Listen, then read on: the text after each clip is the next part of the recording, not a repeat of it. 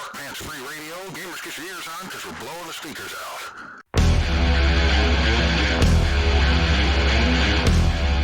Grimdark Live. It is time for Grimdark Live. This show is for the nerds, the outcasts, the weirdos. And for short pants gamers? No, not you. Ah, crap.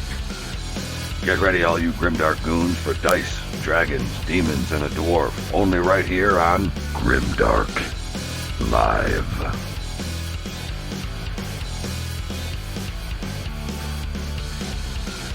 Let's hit the fucking road! Hey, welcome to Grimdark Live, your weekly webcast for all things Dice, Dragons, Demons, and a Dwarf from the Warhammer worlds. I'm your host, Patrick, and as always, my co-host, Gary. What do you hear what you say, man? It's about time. It is about damn Grimdark time. Live 40K up in this place. Can you believe it? Folks, here we are, man. We've got 40K, and we are all about it. And yeah, I mean, this is our first inaugural 40K show. But before we get into that, man, because I know Gary's going to, lose his you-know-what if we don't start talking about laser guns and, space aliens. But hello, everyone. Thank you very much for joining us on tonight's show. And if you like our show, please don't forget to give us a like or subscribe if you haven't already done so. So, yeah. All right, all you dice chucking, glue sniffing gamer goons, here we go. Tonight, do you really like to be very difficult to kill? I mean, do you like to dish out vengeance on your enemies in a slow, methodical fashion? Do you think Nurglings are adorable? Well, here it is, man. For our very first 40K show, we are going to be talking about Death Guard and Nurgle. Gary, this was your idea to open it up this way, man. Yep. Death Guard and Nurgle are some of the most iconic armies that are in 40K, and everywhere I go, there's always a Death Guard / Nurgle player in some form or fashion at the event. Yeah. And so I've gotten to know the people that play them and why they play them, and I can't wait to talk about them to see if people are interested in checking those out and seeing why you just can't kill them. Well, and that's it. And not to be left out, if you notice here, folks, we not only do we bring up the fact that we're going to be talking about Death Guard, but we also talked about Nurgle demons. So I don't want to leave them little slimy bastards out either. I mean, here's the thing: Chaos Demons Codex. From my point of view here, Gary, and a really a look at Nurgle, I think a little bit deeper. I mean. I guess which could be consistent with Death Guard, but they're kind of in an interesting place right now because I've got some good things to say about Nurgle demons as far as seeing them on a table, but man, you really don't see a lot of them around the community very, very, very often or very much at all, do you? You don't, not in 9th edition. You really haven't seen them as a whole, where it's just a Nurgle demon army. Right. There was a couple of them that were out there, and the changes to 9th edition kind of changed the play style for Nurgle demons to where it made it much more difficult because they're more about staying power and not so much about the killing power. And 9th edition just became so lethal that it became difficult for just Nurgle in general for demons to compete really well. Don't get me wrong, you still make very good lists for them. You're right. Still durable to go through them, but it takes a specific play style to play with Nurgle because they kind of only have, I don't want to say one build, but very similar builds. Yeah, and it's different, going to include a great unclean one. Yeah, they'll be different, but not vastly different, if you will. Yeah, that's very, very true. And folks, here tonight on Grimdark Live on our first 40K show, we're going to be talking about Death Guard and Nurgle in the 40,000 universe. And Gary, without giving away any of the goods, I mean. You kind of started to talk about Death Guard as far as being in the top of the meta still. I mean, with the advent of AdMech and Drukhari prior to the FAQ, Blood Angels, different armies like that. I mean, they're hanging in there pretty tough. They're still around. Yeah, well, they're still around because whenever their old rules, when they had Disgusting Resilient, it meant they had a 5-up Feel No Pain. So if we have some new listeners, that 5 Feel No Pain means that you fail your armor save, you didn't take damage right away, you got another save. And if it's a 5-up, 33% of the time you just went, no, you didn't do anything. Right. That changed to where now they're they're disgusting resilient is they reduce damage by 1. And the initial thoughts was like, that's worse. No, it's not. Because once again, I've said this in our AOS show that we had, and I'll say in 40K, something that you cannot change. You always get that. You don't have to roll a dice for it. It's always -1 damage. That's true. No pain, you had to roll a dice. 67% of the time, you failed it. This one, every time. Right. So one of the biggest units, for instance, is the Terminators. They're toughness 5. They have 3 wounds apiece, and they have a 4 up a vulnerable save. So trying to kill with just one of those with anything less than a damage 3 weapon is just frustrating. Right. Because, I mean, if damage 2, it goes to damage 1. So they don't care. And now they're toughness 5 and they have a 4 up. So in order to kill one, you're going to have to force 6 saves through one guy. Sure. You know, it's not easy. No, and you know, it's funny. I mean, they're one of the toughest armies in the game, and I would even throw Nurgle demons in that as well. I mean, as far as resiliency, and you know, while they, I guess the best way to put it is while they pay for that by being painfully slow, they still are very versatile, and they're able to dish out wounds with even their psychic powers. Not to mention their blighted weapons. You know, and also of course shooting and melee. So I think that's one of the things that have helped Death Guard. And I would love to see a full Nurgle demon army on the table, but I don't see any 40K players playing that. But that's for the meat and potatoes of the show here in a little bit. But let's get into getting ready for playing those games, man. So talk to me, Gary. Are you staying true? Are you sniffing glue? What do we got? 40K, I'm always staying true. I'm building the Space Wolves. That's been my love currently because I'm an assault-oriented guy. Right. And there's nothing better than drunk Vikings on Thunderwolves to format. So whenever I started reading the lore of it, they were titled the Emperor's Executioners. Yep. I'm like, I'm sold. And for me, it's always be charging, and that's ABC, buddy. ABC. Exactly. So I've got Mr. Friend of mine painting up some stuff. I've got items over here to my left that I'm building and currently painting up long fangs. So on that one, and I got events coming up. So I've got. You're going to be the road warrior here soon. Oh yeah, it's going to be pretty stringent. So next weekend I'll be in Indianapolis for Invitational on the 16th. And then a GT on the 17th. And then in August, I will be at Siege World. Then September, nothing. October, Michigan. November, Atlanta. So, yeah, over the next 5 months, I'll have a GT for those 5 months. So Nice.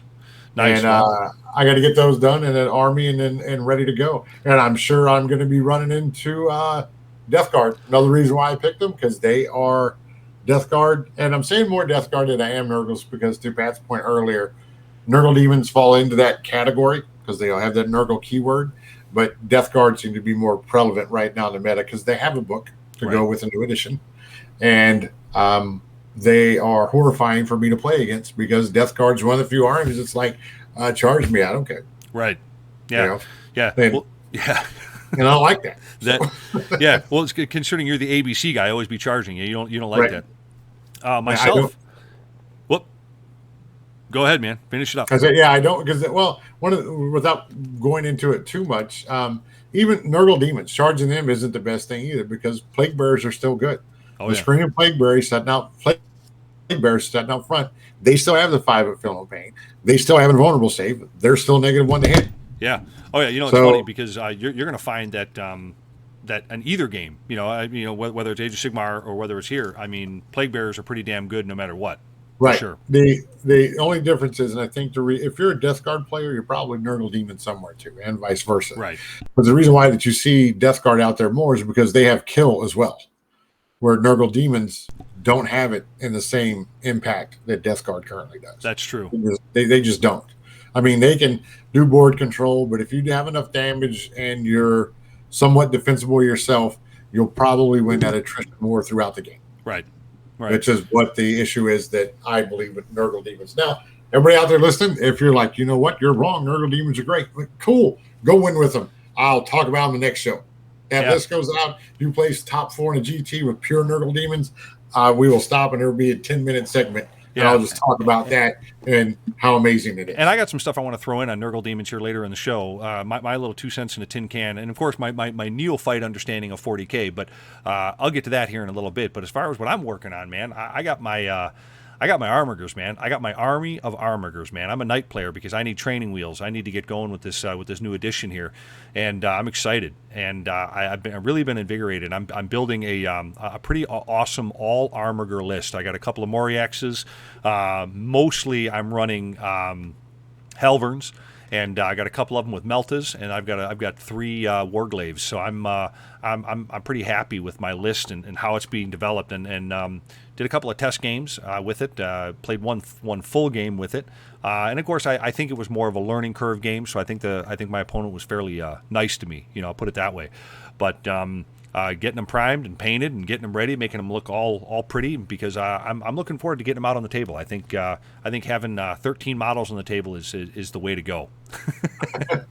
So good stuff definitely to come on that one. So I'm excited, man. I'm really excited, and I've always said this, even as coming from the fantasy background, Age of Sigmar. I've always loved the lore of 40K. I'm an avid reader. As a matter of fact, I just put my Mechanicum book down here not too long ago. I just read it for the second time, Mechanicus, and I can tell you right now, there's something about the lore that I love. And Gary, we're of that ilk, right? We're that generation. We're the Star Wars guys. We're the Star Trek guys. Right. There's something about that sci-fi, that high sci-fi, that just is very attractive. Star Wars, Lord of the Rings, all of those. Dungeons and Dragons was coming up, and Gary Gygax back in the day from creating all of those. That's what got me into where playing this now is that. Yeah. So yeah. And it's very refreshing to have something that you loved as a child and just continue to grow into another hobby, as we get into half dead people going through and or middle aged, if we will. So yeah. And be able to share that with everybody else, because almost everybody you played against had something similar from back in the past. True. And there's always been some form of Nurglish or Death Guardish evil character or being, whatnot, if you go back and look through the times, through like Pestilence and all of those kind of things, disease, all that's Nurgle. Yeah. So, yeah. And it's just now culminated into, we're now using it in 40K. Love it. Well, good stuff, man. We're going to be right back with the news and more stuff on. And by the way, I'm not going to all the tournaments that Gary goes to, because I'm not ready. I will be there someday soon. But he doesn't know it yet, but he's going to. That's it. But earlier than that, we're going to be back with the news. 6 Squared Studios. 6 Squared Studios. I'll say it again. 6 Squared Studios. 6 Squared Studios are the real terrain nerds you all need to be getting your terrain from. Get your commercial laser-cut MDF bases, silicone molds for resin prints, game and hobby accessories like 15 to 28 millimeter terrain, 15 to 28 millimeter figures, and 15 to 28 millimeter vehicles, and a lot more. Get your nerd on with 6 Squared Studios. Check them out at 6squaredstudios.ca. Again, that's 6squaredstudios.ca. 6 Squared Studios. Hey gang, today's news is brought to you by 6 Squared Studios. Yep, an awesome company for all your gaming and hobby needs. 6 Squared Studios. I'll say it again, 6 Squared Studios. So get your nerd on with 6 Squared Studios. Check them out at 6squaredstudios.ca. Again, that's 6-squaredstudios.ca. 6 Squared Studios, where tabletop terrain is made by gamers for gamers. Just like their saying goes, gaming accessories made by gamers for gamers. 6 Squared Studios. 6 Squared Studios. Tabletop terrain by expert nerds for exceptional nerds. 6 Squared Studios. All right, we got the news coming up right now, so we're gonna get into this. But it's funny because the news on this one kind of captivated me, because I remember hearing a lot about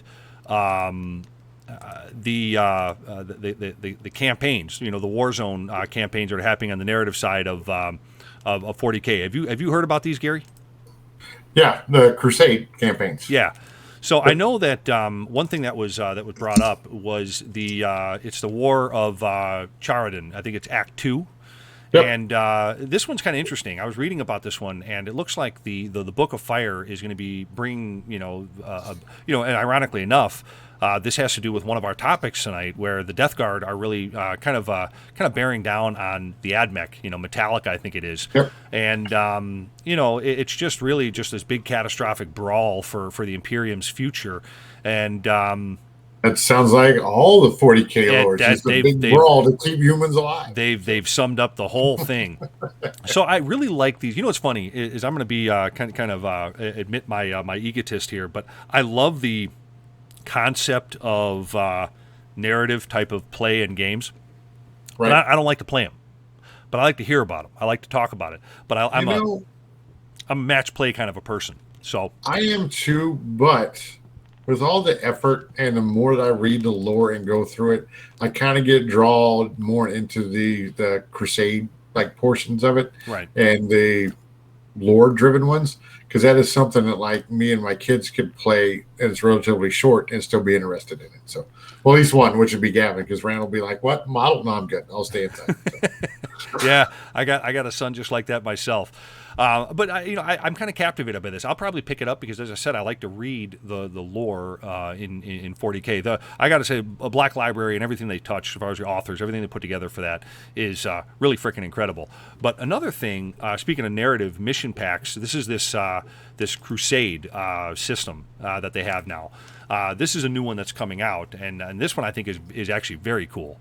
And I'm really impressed with what they did with Crusade. I see a lot of the 40K casual gamers in different stores play exclusively this way now, and it seems super fun. So it's always good to see more stuff being added, more stuff that's out there. Although again, I'm not a big non-matched play kind of a person. I mean, I figure right. if I'm gonna put models on the table, I at least want to have some type of a score at the end. Right. If that's the best way to put it. But have you gotten into any of this Crusade stuff yourself? No, I've read about it. I got a couple of friends of mine, Chris and Eric. Those guys, it's like how they play. He ran a event at his house, like 10 people, and him and Eric didn't even play in it. Everybody else played match play, 3 rounds, your old Rogue Trader style event, right. And they stayed on his kitchen table and played Crusade the whole time, and I think had more fun than the other 10 of us did. So okay, and it's interesting. It's definitely, I think it's worth trying.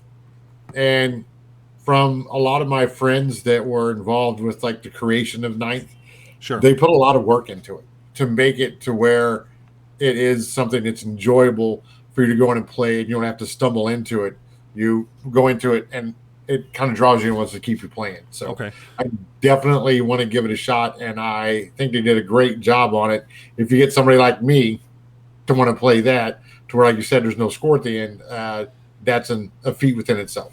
Yeah. It's interesting to me because I know that, like, say, my background coming in from fantasy, they would have different Crusade, pieces like this. Back in the day, they had different campaigns called, and they didn't call them Crusades, they called them campaigns, where they had like the Nemesis Crown, or they had all, Albion, and all these different, campaigns that went on for months. But they were matched play. I mean, you were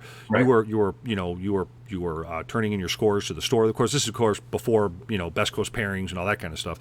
So it was very much in the ilk of, like, say, what Crusade is doing, but it was competitive. And I think it's interesting that and I'm not knocking any particular community, but what I've noticed from the outside looking in and now just getting into 40K is that 40Kers, they take it real seriously, man.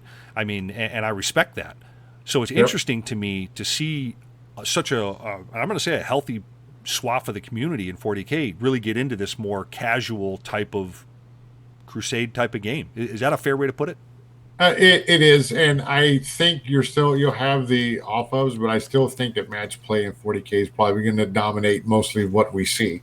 But what I think we need to take in consideration, there's a lot of 40K players that we're never going to see because they don't go to events. True. This is what they do. They buy it for Crusade.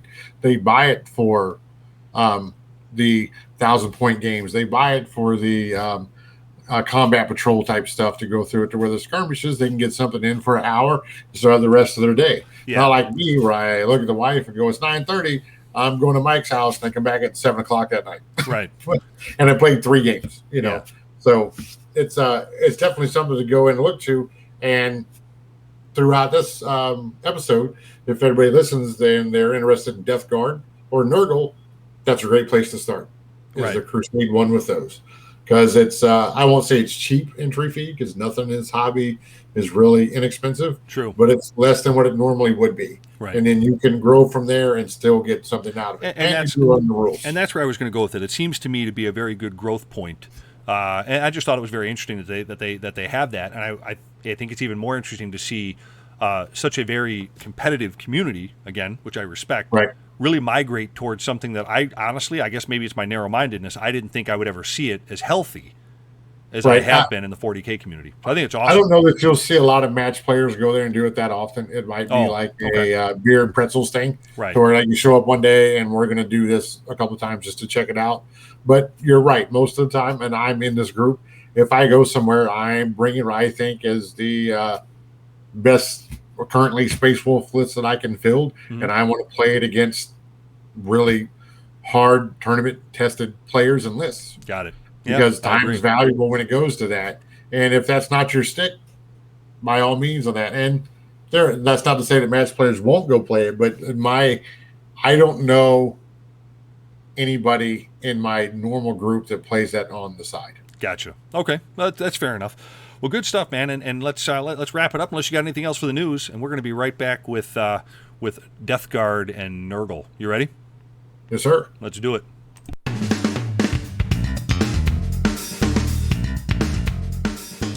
A public service announcement brought to you by Frag Factory 3D Printing. Many of us have thousands of dollars in miniatures, yet we play on flat tables with books and overturned Tupperware to act as our fantasy and sci-fi landscapes. We've all drooled over the tables we see in magazines lush with beautifully created terrain from all genres.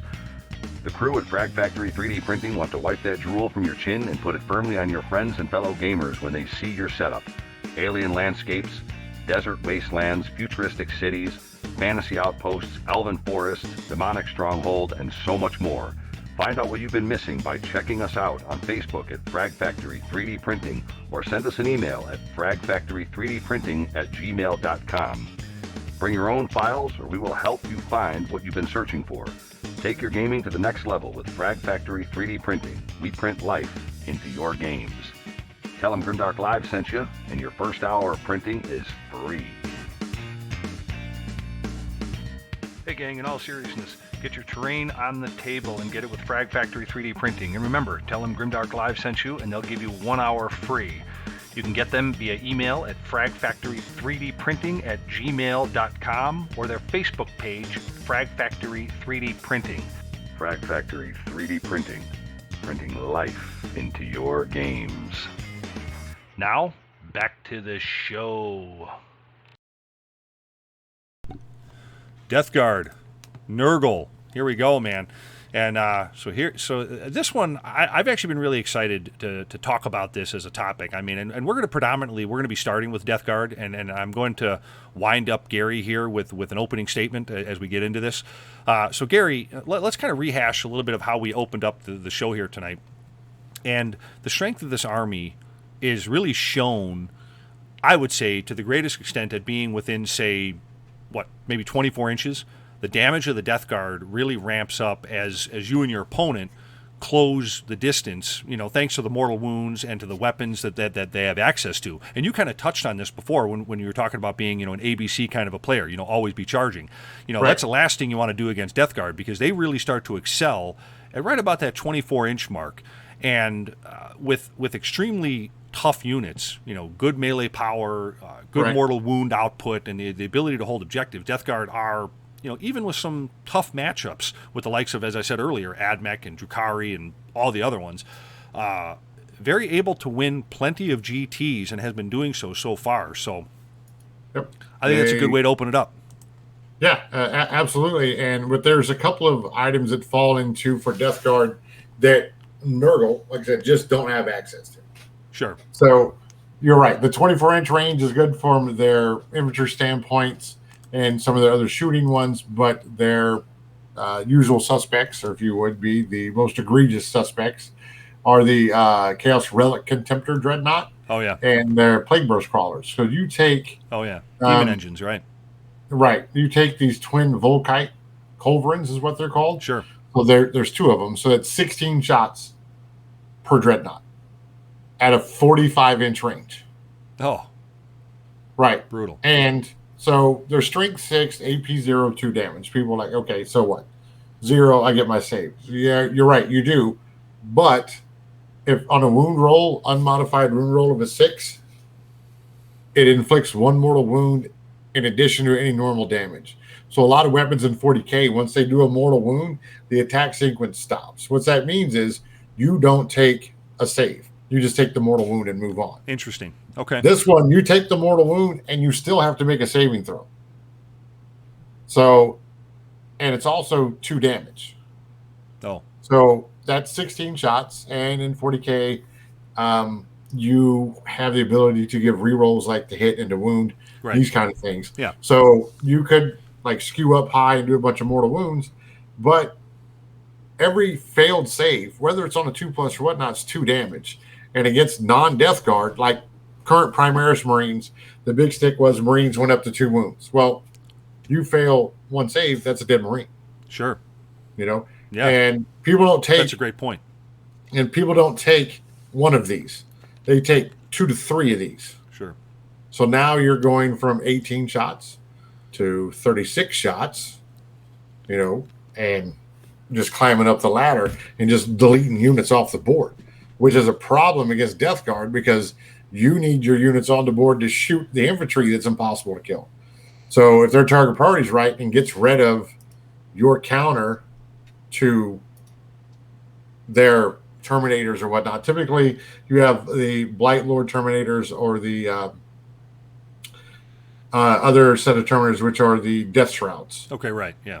That are setting out, and what they'll do, and I'll go through this real quickly so we don't chew up all the time, but this won't be a surprise to anybody.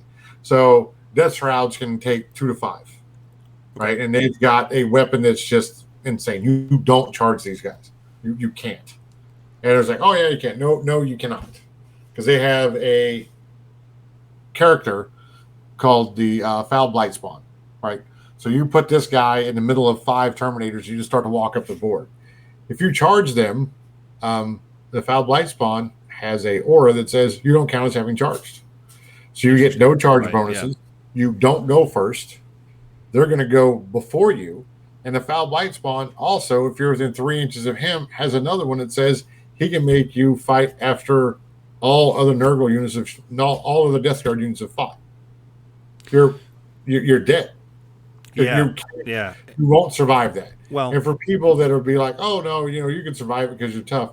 I said, okay, 1 Death Shroud Terminator has 4 attacks. Right. 1. Plus 3 to a strength, so strength 7. Neg 3 AP, 2 damage from 1 guy. That's 4 attacks. There's usually 5. Right. So 4, 8, 12, 16, leader, 21 attacks. And they're like, oh, well, this. I said, whoa. They have another profile called Scythe.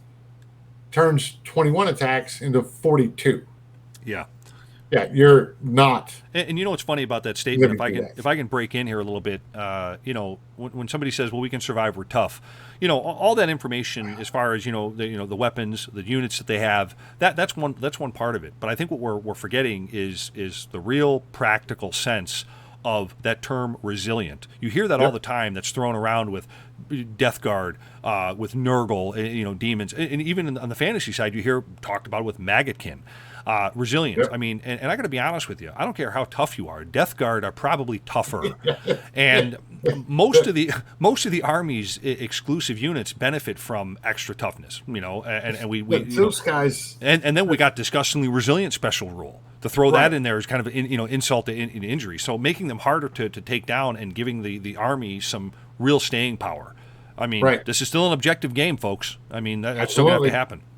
And you can't ignore them. Everybody's like, I'll just ignore them. Well, the board's smaller, and you're just going to then concede and give up wherever they're at, that you're not going to go anywhere over there. Yeah. And they're not fast, but they still move 5 inches, and they still charge you. So realistically, they have a 12 to 13 inch threat range of a charge. Yeah. Yeah. So it's not that easy to stay away from them. And the rest of their units aren't exactly that easy to get rid of either. so because these guys are 4 per vulnerable, save toughness 5, 3 wounds, reduced damage by 1. That's just their data sheet. Yeah. That's not to include buffs like Cloud of Flies. It can make you -1 to hit them when you shoot at them. Yeah. It's and another thing that popped in my mind when you talk about buffs, and I didn't mean to cut you off, but is all their capabilities once you do get there. I call it the insult to injury things that Death Guard are able to do. The mortal wounds. If you take the between the contagion disciplines that they have and some of the I didn't even bring that up. That's the Photide Virian units, you really have the ability to dish out. I'm going to say significant number of mortal wounds, because I don't really know offhand what that would be on a regular basis. But it's really going to help you chew through tougher units, like, say, Custodes. That was one conversation you and I had when I thought about playing Death Guard. And who are the other ones you talked about? The Blade Guard veterans, those guys. Yep. And, I mean, hot knife through butter. They're going to go through every single one of them. Yeah, and people are like, well, I said, no, because first of all, the contagion, in case everybody doesn't know, this isn't an aura, so you can't shut it off. Right.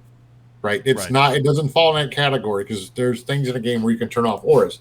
So when this gets bigger each turn, and they have abilities to make it further. So the aura from any Death Guard unit, when you're in range of them, that have that ability that's in them, you're going to be -1 toughness. Yeah, right. And that's now your just Blade in that Guard aura, that are right? Toughness 4 go to 3, and they're hitting you with strength 7, so they're wounding you on 2s. Yeah. Thunderwolf Cavalry, which is one of my favorite units. They're not the most competitive. That's for a different show, but they're toughness 5. Now they go to 4s. Right. And I'm going to throw something else out at you. Speaking of going from toughness 5 to toughness 4, what about the plague weapons? I mean, you take this army, Death Guard. They're going to be re-rolling 1s to wound, with at least their melee attack, and some are going to get that benefit with shooting attacks. Yep. So, I mean, this helps make up for the lack of armor piercing on many of the weapons and the combos that they have, because I do know that the army is kind of poor with that. But when you look at the combos with the contagion rules that we just touched on, now that's what I was saying. It's like insult to injury. Even if you did get in there to fight them, you're gonna have to deal with their mortal wounds and their plague weapons. It's like, you got to be kidding me, Jack. Here's something to take in consideration. Everybody talks about on the meta, and here's the proof. Right now we're just 2 nerds talking about Death Guard, how resilient they are. He's a bigger nerd, folks. But on this show, yes. The one prior to this that's live, no, that's the other guy. So in March, Death Guard had a 1st and a 3rd place finish at 1 GT. Okay. April, they had 4 top 4s, or 3 top 4s. May, they had 4 top 4s. Oh. June, 1, 2, 3, 4, 5, 6, 7 top 4s. Here's what that means. Typically, when an army comes out, they're very good in the beginning because nobody has to play against them. Right. These gotten significantly better as the book's been out. And I will say this, Death Guard, typically they're like Orc players. You're either a Death Guard player or you're not. Yeah, that's true. Nobody usually picks up Death Guard because they're the top of the meta at the moment. They're some form or fashion or tried or true Death Guard player, and this speaks to what I said earlier, or what I believe is, you find the factions you love and you continue to play them, these are the results that come out. I mean, you're talking about 4 top 4s in May, and that doubling the next month. Yeah. That's not easy to do. And I'll be honest with you. I have a hypothesis, if I can use that word. And I know we're not supposed to use words we can't spell.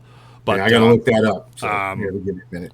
But when you talk about being the staunch Death Guard player, either you are or you're not. I agree with that, because I think that has a lot to do with their characters. Just like any freaking Nurgle army, their characters are just so flavorful. I mean, the Death Guard really have a number of very strong character options in the elite slot that, not only are cool as far as model aesthetics, but they can buff the hell out of the army and act as force multipliers. That's the way I'd like to state that, because they're all worth consideration in some build or the other. I mean, whether it's a great unclean one, even. I mean, if you're gonna or I'm sorry, I'm sticking with Death Guard here, Mortarion, or I just think that that would be a reason why I think that a lot of players become so ensconced in that army and they're just going to stick with them. My hypothesis. I agree completely. And the reason why you don't see the same thing going with Nurgle is because they don't have the same type of options. Yeah. Currently. Their book's not out yet. Nurgle is still playing off of a last edition book. Yeah, and I'd like to see, and we're kind of hedging our bets here, and we're going to get into the Nurgle demons here in a little bit after we kind of wrung out the snot rag here with Death Guard. But I'm hoping the demon codex gets broken up. I know it won't. All right, I know it won't. I'd like to see Chaos Demons actually have their own Nurgle codex of some kind, or their own, something like that. I know they won't do it, but I think they deserve it. Well, they may get like the Chaos Demon Codex, and then you're right. I don't think they will, but it would be nice to see them have supplements for the 4 Chaos factions. Yeah, because my favorite Chaos faction is Khorne, and they are worse than Nurgle. Well, it's funny. My fast Chaos faction is Nurgle for sure. I'm not going to get into that right now. That's an offshoot. Right. But I want to ask you this, Gary, from your perspective. And like we talked about before, perspective is a dangerous thing. It's like, what's the old saying with the sinking of the Titanic? The lobsters in the ship's kitchen. Their perspective was it was a freaking miracle. So perspective can be dangerous. But when you're talking about Death Guard, while speed and say long range firepower are definitely lacking for the infantry of this army, right? What I find amazing is the Death Guard has these layers to overcome certain things. Like, for instance, you want to charge us? Hey, no problem. This is what we're going to do to you. But how they overcome long-range firepower and speed is their Death Guard vehicles, man. Their demon engines. The mower. I can't think of the name of it right now. The flesh mower. The thwarted bloat drone with the flesh mower. Thank you. I love that. Well thing. Aware of that thing, and it will blender you. But I think my whole point about bringing this up is, and I want to hear your thoughts on this. This army is so well thought out that they're able to almost overcome or overlap their deficiencies with something even freaking better than what you could have had if you didn't have the deficiency. Right. If that makes sense. No, it does. It's very good because you're dependable. And here's something I'm going to say. This is not a knock on Death Guard players, and I know that as soon as this goes up, I'm going to hear about it. That's fine. You can make mistakes, or you can make Hail Marys and not necessarily get punished for it because of the resilience. Like the thwarted bloat drone that you brought up, for example. Yeah. Right? So this thing is toughness 7. Okay. 9 wounds, 3 up save, 5 up invulnerable save. So invulnerable save is a ward save in 40K. Exactly. Right. Right. Okay.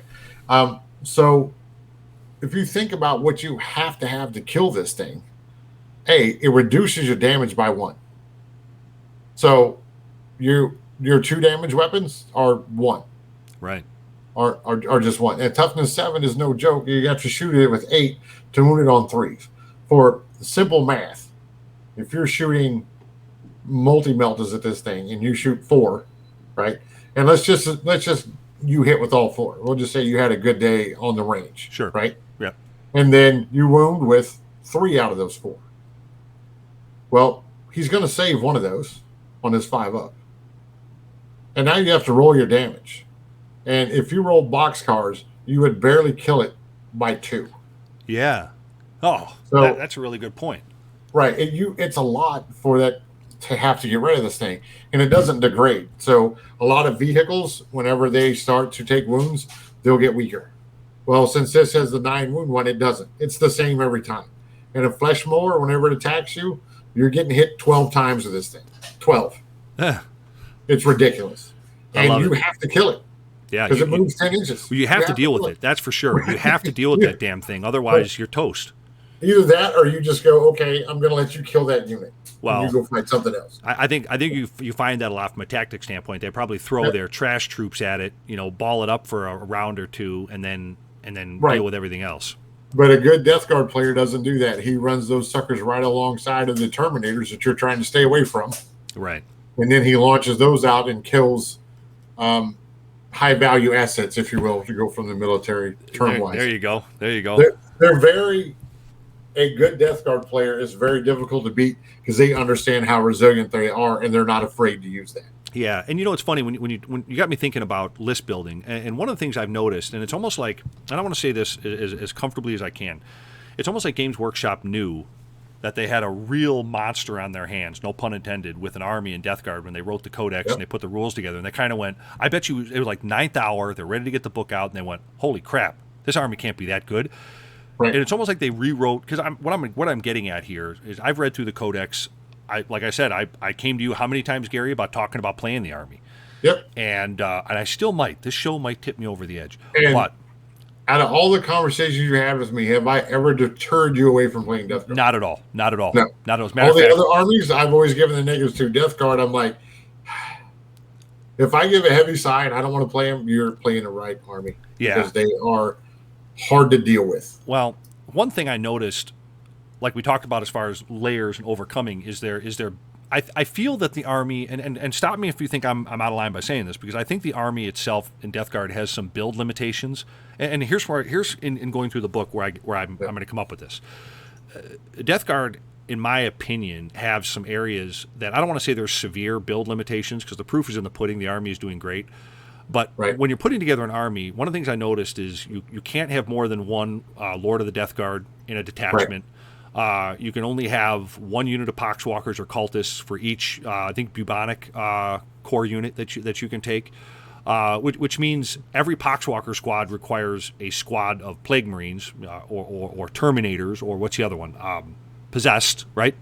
Right. And these aren't terrible limitations. Like I said before, I don't want to seem like I'm pole vaulting over a mouse turd here, but you will butt up against them pretty often, and I think they prevent you from going full in on horde strategies. So I can understand why they did that, because if they allowed that, I think this army would be winning until they burned the game down, personally. Right.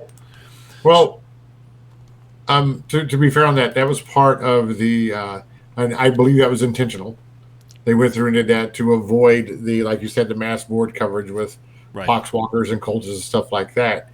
But it also makes it to where Death Guard have to be more engaging now than they had to be in the past.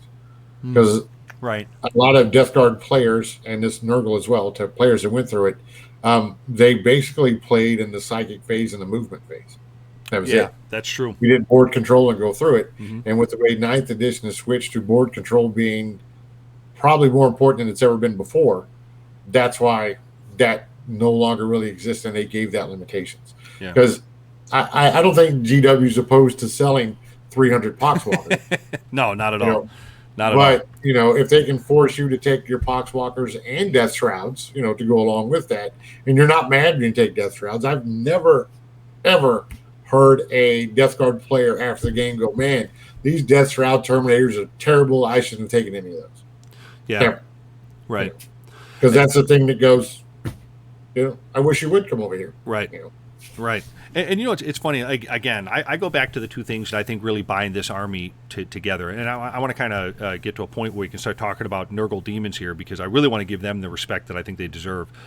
But you know what impresses me most about the Death Guard are their standout special rules. And I'm saying that as a fantasy guy coming into 40K, because I say that because I know every army's got their special rules. I get that. But I'm going to go back to two of the things that I think make them stand out. The first one is their plague weapons. And I know that I'm kind of rounding back around this, but I want to say this before I lose my thought here. When you have innate rerolls of 1 to wound with your weapons that are usually wounding on 2s or 3s, means that if you hit, you are very, very likely, in my opinion, to wound, which will force your opponent to roll saves. And even at a 2+ save with AP whatever, you're going to get some wounds through that you wouldn't have otherwise with this rule. So I guess my whole point about this army is that these layers at this, I don't know that in 40K at this point but I'm willing to bet in my limited understanding right now, and I'm getting better, folks. But I don't know if there's any army that has as many onion layers to kick your ass and win as Death Guard. Is that a fair statement to say?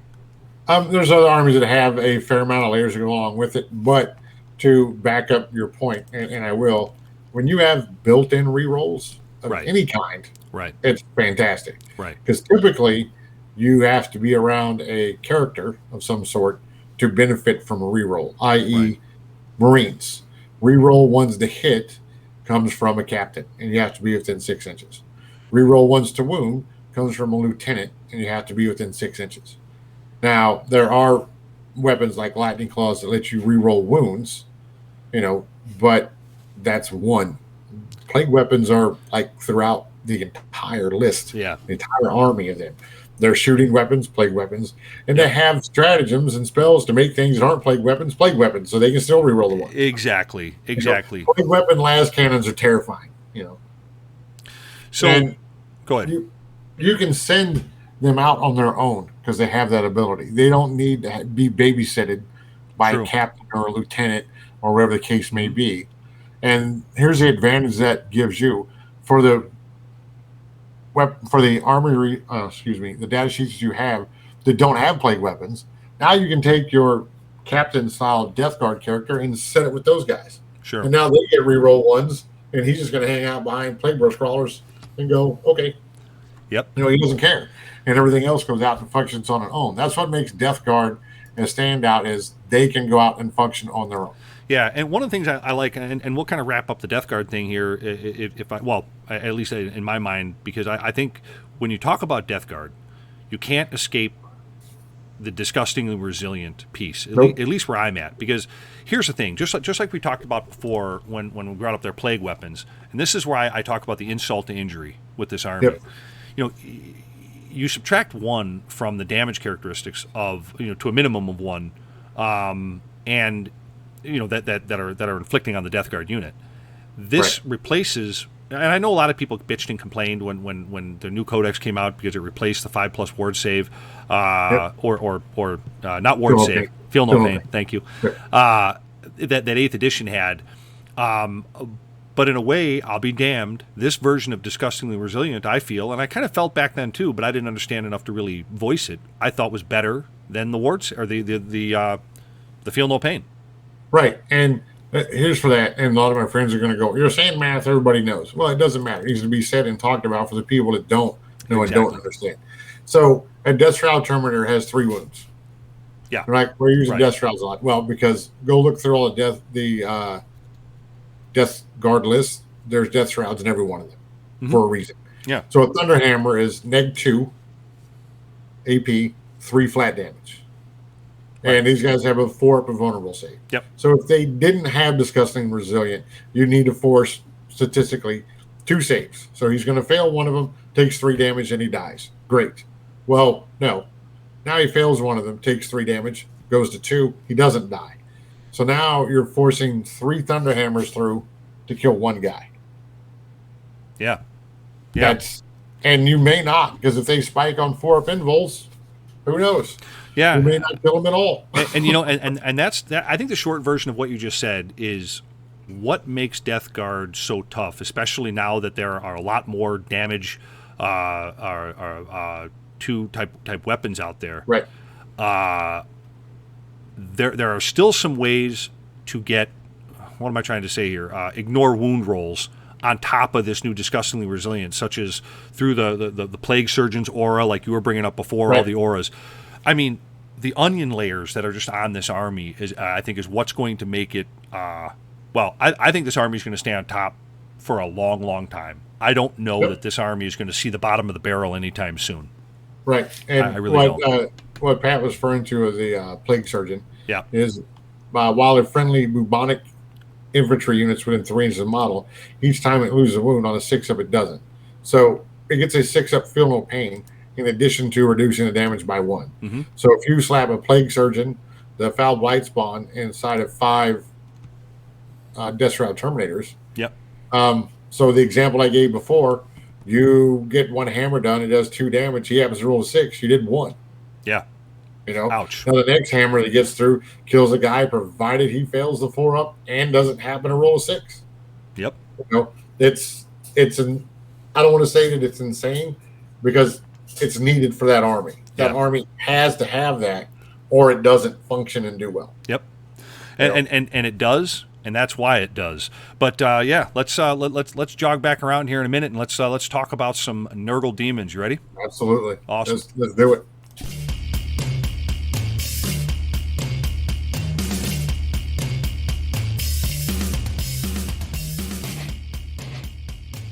Hey gang, I wanted to take a break in today's show to introduce one of our sponsors and a great store for all of your hobby needs. That's GameStorm Gaming in Lamont, Illinois. Open 7 days a week, 12 to 12. GameStorm Gaming has got you covered for all of your hobby and gaming needs. They got Magic the Gathering, War Machine, X-Wing, Game of Thrones, Force of Will card game, PC gaming and repair, Warhammer 40K, and Age of Sigmar, and a ton more.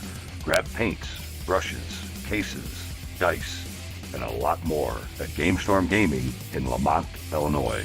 Stop in and see John and the gang there at GameStorm Gaming, located at 1243 State Street, Lamont, Illinois, or check them out on their website at GameStormGaming.com. Again, that's www.GameStormGaming.com. They also stay open past midnight for special cases and events. So get over there and get your nerd on with GameStorm Gaming, 1243 State Street, Lamont, Illinois, 630-243-9330. Again, that's GameStorm Gaming, 1243 State Street, Lamont, Illinois. GameStorm Gaming is a proud sponsor of Grimdark Live. We hope to see you there.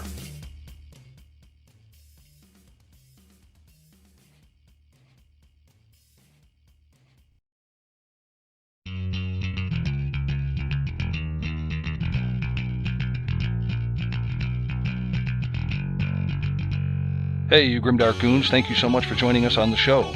But hey, if you're new to the Grimdark Live experience, please don't forget to subscribe, follow, and like our show. This way you'll always know when it's time for Grimdark Live. And if you're a returning listener, thanks for being back. We love all you dice-chucking, glue-sniffing gamer goons. Also, please recommend us to your friends, as Grimdark Live is a great show to get your nerd on every week. And if you like some after-ear action, give our podcast a listen after the live show. The podcast is typically published a couple of days after the live show. The link to the podcast is in the show notes below. And if you're already listening to our podcast, you rock, man.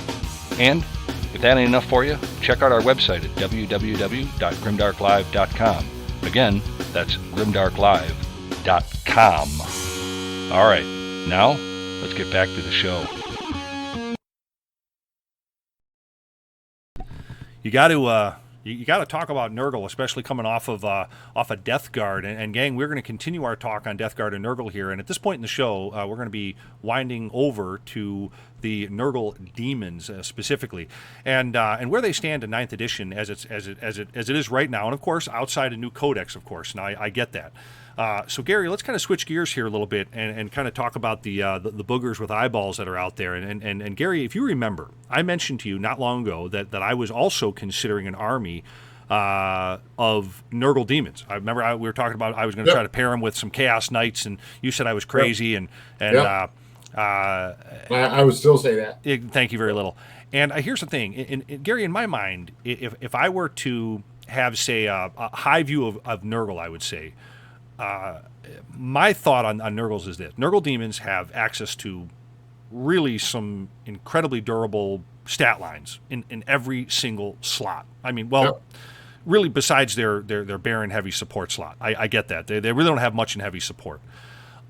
Which gives you the general idea of how their play style would come across on the table. And to me, your challenge as a Nurgle demon player is finding ways to best turn that durability into board control and eventually victory points. So when you think of Nurgle demons in that regard, are you kind of thinking the same way? Yeah, it's a lot of board control because you don't have a whole lot of damage that goes into that. You do have a lot of survivability. They did get a buff with the release of Be'lakor. Right. Because he can go with any demon faction because he was the first demon prince and basically told all the chaos gods, like, I'm going to do what I want. You know, sure. I always broke it down to he was like, hey, Corn, stop threatening me. Slanesh, stop hitting on me. Nurgle, go take a shower. Zinch, stop whispering in my ear. That's right. That's kind of the guy that he was. He's like, no, I'm gonna do my own thing, and there's nothing you can do about it. Right. Because I don't think they realized what they created when they created the first Demon Prince. Yeah. Whenever he showed up, and him being able to be in any Chaos Demon faction is a good buff because his rules are insane, but that's for another episode. Like we could do an entire one on him. Right. But he gives kill power and psychics abilities to go through it. But yes, at the end of the day, you're a board control army that can do a lot of damage. Right. And I know a lot of people are like, well, if it's board control, it does a lot of damage. Why does it win all the time? Well, I said can do a lot of damage. Right. Because a lot of their attacks have no AP on them. So I'm getting normal saves. But whenever I do fail, typically they're going to fail. They're going to kill what they went into. Right. But in the world of storm shields and 2-up saves and 3-wound models and 4-wound models and transhuman and all these other things, they're just not getting it done when it comes to that. No, that's true. So, I mean, the long and short of what you're saying is a pure Nurgle demon army probably isn't going to be very successful in this edition. Currently, right, with the current book they have. Now, there are players out there that can make them work. I've been shown that. Sure. But as for a statement you made earlier, it doesn't come with the player in the box. Right. Yeah. When it comes out, you're going to have to, put your gray matter to work to put together a list that's going to do some work. Yeah, and we got to get that on a T-shirt. And what Gary's referring to is we throw the word around a lot. We see these gamers all the time, whether it's 40K or whether it's Age of Sigmar or anything really. They go to the game store, they buy a box of models, they open up the box, and they realize real quick it doesn't come with a gamer. Yep. And I think that's the kicker. But so I want to go back to this because the reason why I asked you about Nurgle demons and why I find pure demon armies so fascinating is Nurgle specifically, Gary, for me and my purview on the army was the army, as I seem to recall, back in the early days of 9th edition, really worked. I actually saw a few different all-demon armies in 40K. And obviously, as the edition went on, they started to slip. They got an old book. They're still 8th edition. And I think the proliferation of armies like Necrons, when they first came out, now Death Guard, obviously, what would be Dark Angels, that do the Nurgle demon shtick of get to an objective and be hard to remove. They do that better than them, and I think that's where they're getting outpointed. Yeah. So, well, also as it progressed and the game became much more just visceral with how armies are when they go into fight. Well, for an example. And there were a lot of people out there like, well, this, and they have the durability of this, and then their neg one to hit, blah, blah, blah. As a quick example of why that doesn't work anymore. And I won't go to a bunch of units because you don't need to. If you give one example, there's 3 other ones that are the same from different armies. Sure. For instance, with a Space Wolf, I'll use that because that's what I'm playing right now. Sure. You take 5 Wolf Guard, Lightning Claws, jump packs, 21 attacks on the charge. They're like, yeah, but you still have to hit, blah, blah, blah. Well, you chapter master them, they reroll all of their hits. Sure. You put them into Assault Doctrine, and now every 6 that they roll, there's 2 additional hits. So 21 attacks, 4 rerolls, you're going to get up to like 30, 34 hits. Could be, yeah. Lightning Claws let you reroll wounds, and they can get +1 to wound. So now that stuff that was difficult to kill is now you're forcing through like 30 some odd saves on them from a 5-man unit. Yeah. That's not a good trade value. Not at all. That's why they have that problem where Death Guard doesn't. Death Guard's like, charging me, you're not fighting first, you're dead. Yeah. That's Exactly. the difference. And to go, not just make it to go where it's all gloom and doom, are ways around that. You can take Beasts of Nurgles, which are even more resilient. Sure. Yeah, and you can they're throw awesome. in layers and able to go through it. But it's very difficult to win that attrition war past turn 3. Yeah, and look, I want to point something. I want to say something that you kind of taught me early on in 40K, and specifically, I'm going to use this with Nurgle demons. Being durable and playing the mission well, right? You always talk about muscle memory with the army and get a lot of reps in with the army, and playing that army well remains an excellent way to compete in 9th edition, even if you're going to be playing, say, all Nurgle demons.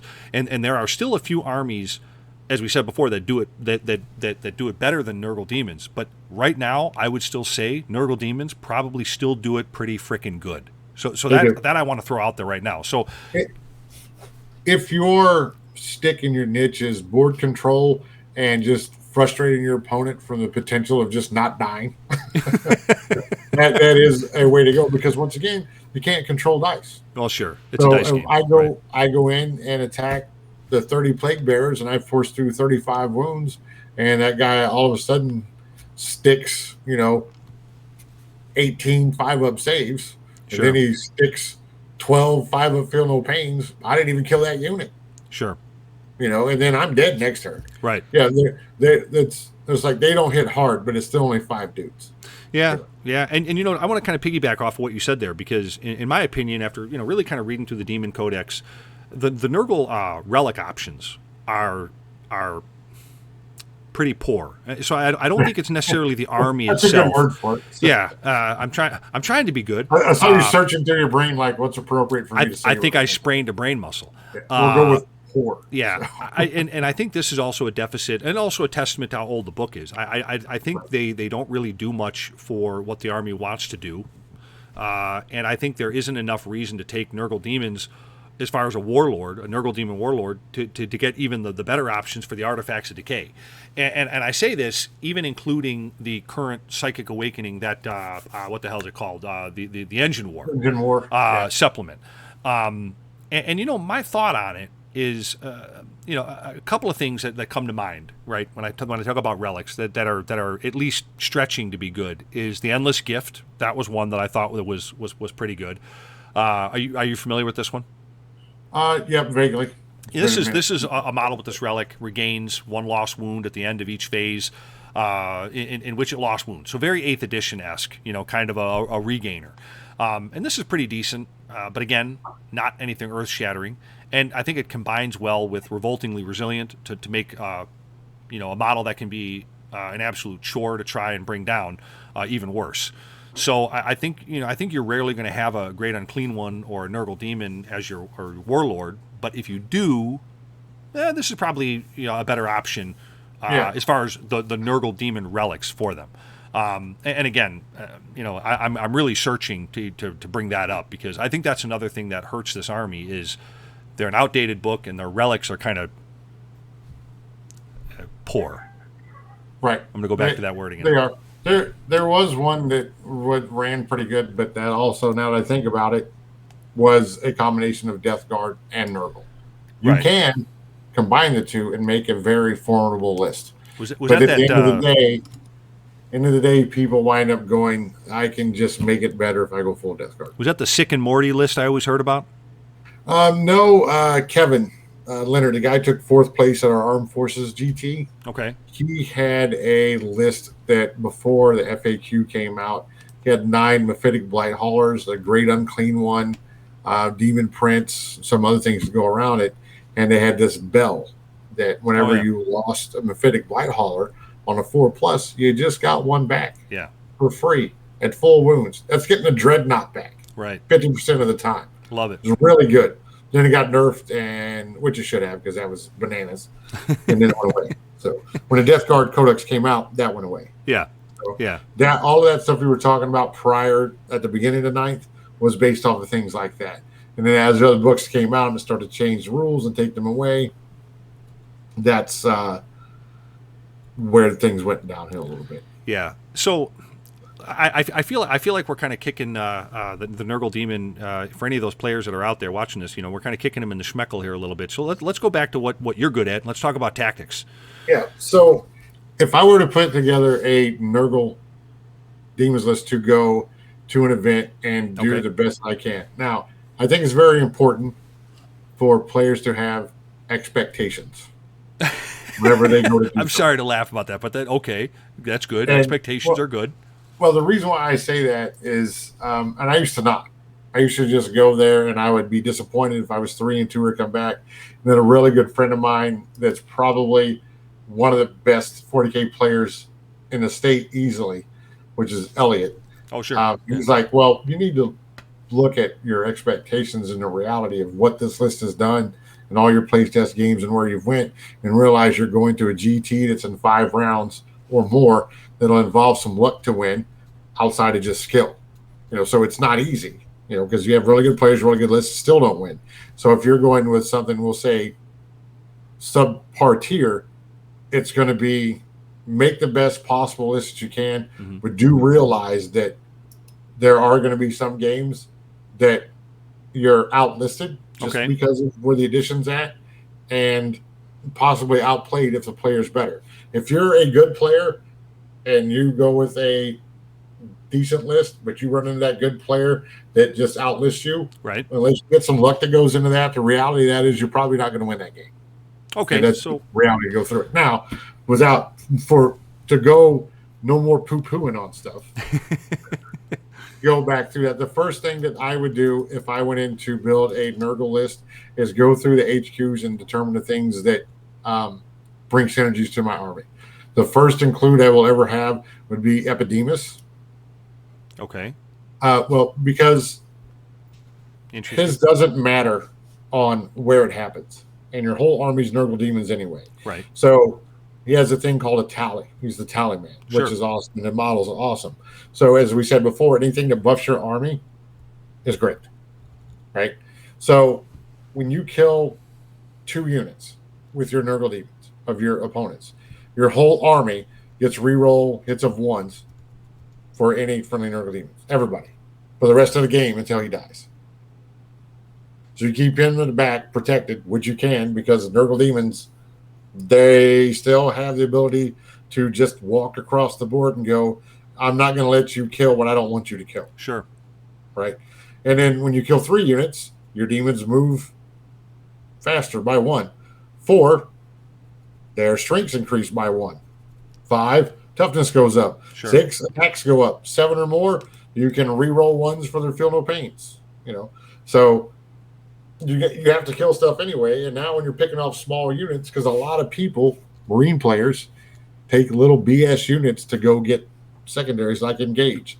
Like I have 2 Cyber Wolves in my army. They're 2 wounds apiece. They kill 2 of those. His whole army's rerolling 1s to hit the rest of the game. Sure. Those aren't hard to kill.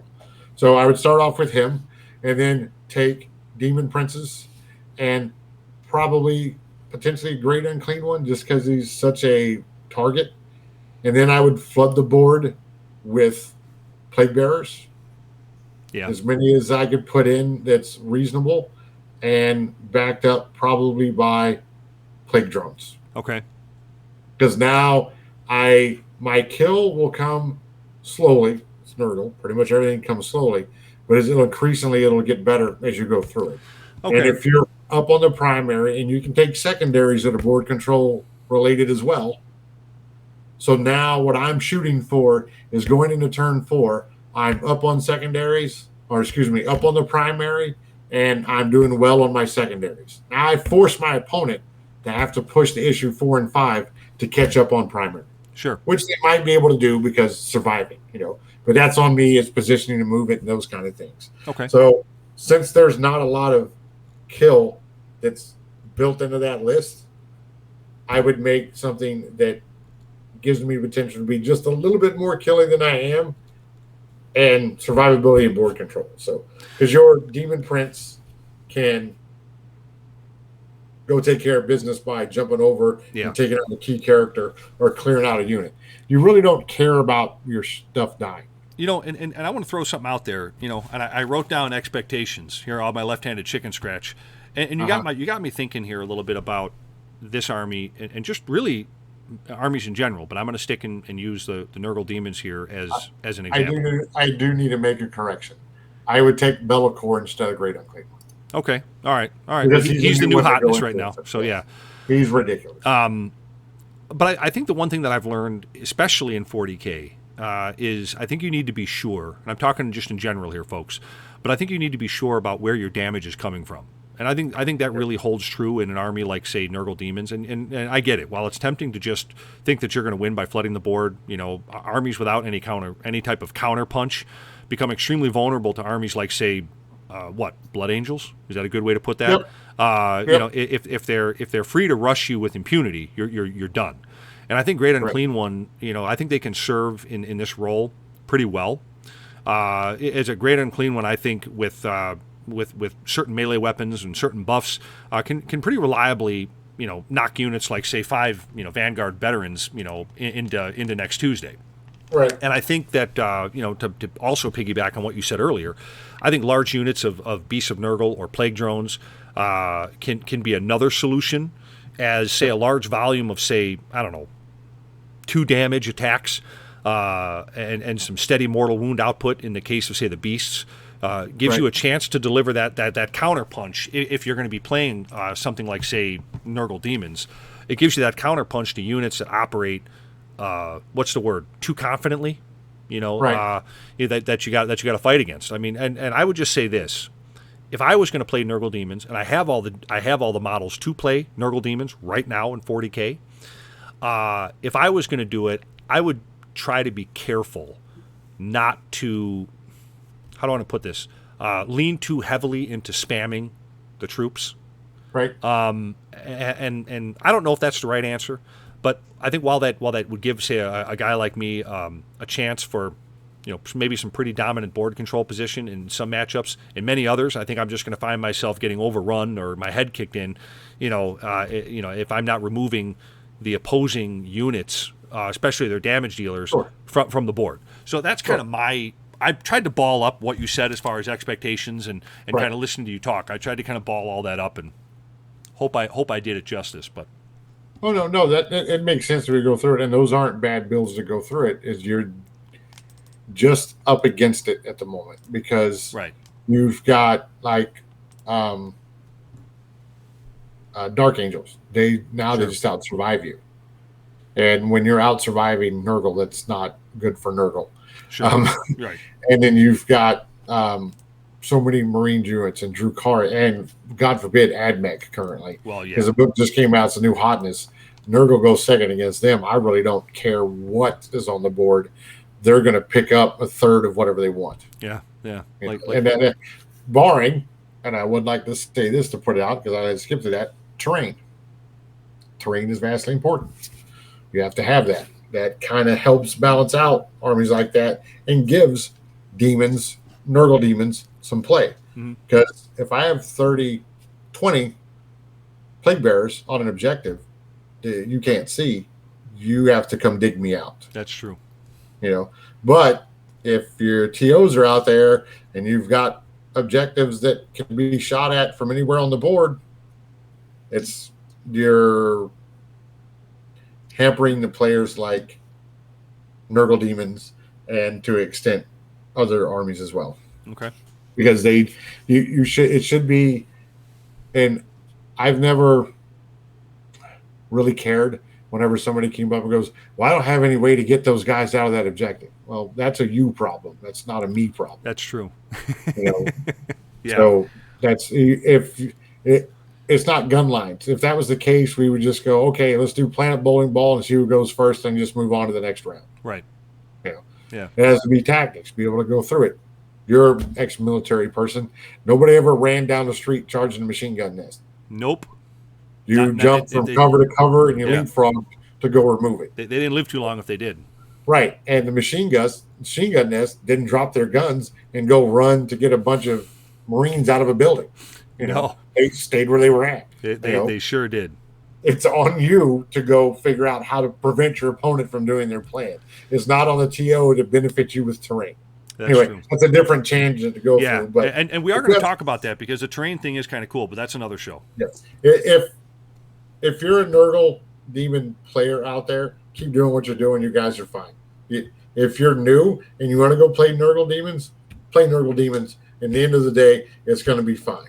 But do yourself a favor, and if you go to play competitively over to your buddy's house, like, hey, here's the terrain we're going to use because this is what they recommend. Right. That's stick with that, and it'll be okay. Play within the bounds of the rules on both ways, and I think just about anything except for big knights would be good. All right. Well, see, I kind of take slight offense to that, but I'm playing all. I didn't say little knights. I had to say I didn't say knights in general. He checked himself, folks. I'm trying to keep friends nowadays. Hey, that Christmas card list is getting shorter and shorter, man, for both of us. It's cheap though, I just, you got to start out with your new relationship with Christmas. You got to start out right. I just get everyone empty potato chip bags, and then because that way it goes up from there. The gifts keep getting better. That it's used paper clips. that kind of a thing. That is a solid plan. I'm going to record that for later. You should. I'll send you the publishing notes. You can get your own paper on it. You know, it'd be funny then. Everybody would send those to me, and whenever my mother-in-law and my wife hang the Kishima cards up, they'd just be empty potato chip bags on the door. So. Wouldn't that be lovely? and the nasty generic potato chip bags too. Not even like the good ones. Not the ones that say Frito-Lay's. It says potato on it. Yeah, right. In black lettering. All right. Well, good stuff, man. That's our Death Guard and our Nurgle wrap-up, man. And I think, Gary, I'm going to take the closing thoughts, man, since this is the inaugural 40K show. Sounds good. Folks, I got to tell you, I'm honored to be now part of the 40K community. This is an awesome community. I'm looking forward to everything. I'm looking forward to jumping in and learning the game, and I'm getting better. And I've been fortunate to have great teachers, and everyone I've met in the community is just fantastic people. And one thing that this community has taught me is that you can be a competitive player and still have those gears to be welcoming and concerning to new players. And I want to thank all you guys for that, because I think in a way you take certain things for granted. I think part of my inhibition to get into this hobby was I always said, well, I don't have time for 2 games. Well, you know what? Sure you do. And we all have plenty of time. The trick is how to apply it. I think for me, one of the greatest diseases in the world today is procrastination. We always say we don't have time to do this or time to do that, but you know what? If you make that time management, you can do it. And I've never been so happy to sit there and paint up 13 Armigers. And I got a great paint scheme. I'm not going to tell you guys what it is yet, but I'll be showing them off in battle reports pretty soon. So a lot of good stuff coming up. And I just want to say thank you guys for being so awesome when we announced that we were going to be doing a 40K show. And I heard from a few of you, and the excitement and the enthusiasm. So want to thank you guys all for that. So hope we can continue to do a lot of entertaining and good stuff coming aboard. So that's it. Gary, there it is, man. Our very first 40K show. We did it, man. Looking forward to many, many more. Yep. It's going to be something that's going to be very worthwhile to everybody in the community. So it absolutely will be. And you know what? Take the good with the bad. That's just the way it is, because I understand it's not for everybody, but hey, we're still here for you too. That's it, man. That's right. Well, guys, have a good night, and we will see you next Wednesday for another 40K show. And don't forget to join us also on Tuesdays, if you so will, for a little Age of Sigmar. We do that too. All right, guys. Good night. World peace and chicken grease. Grimdark Live would like to thank you for slumming it through another show with us for all things dice, dragons, demons, and a dwarf in the Warhammer worlds. We'll be back again real soon, so until then, roll them dice, fun and fair, and don't be a frickin' short pants. You can get your Grimdark Live fix on our live show, or catch us on our Grimdark Live podcast.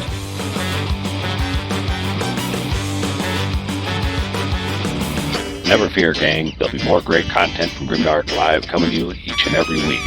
So stay tuned and stay grim, all you dice-chucking, glue-sniffing gamer goons. You're all awesome. Looks like I picked the wrong week to stop sniffing glue.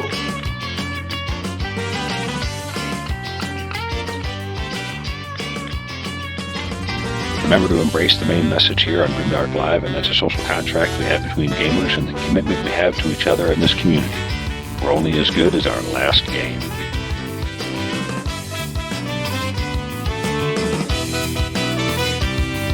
Check us out on grimdarklive.com, and don't forget to subscribe, follow, and recommend Grimdark Live to your friends.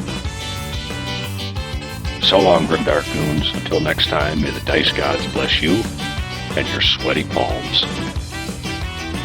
Bye.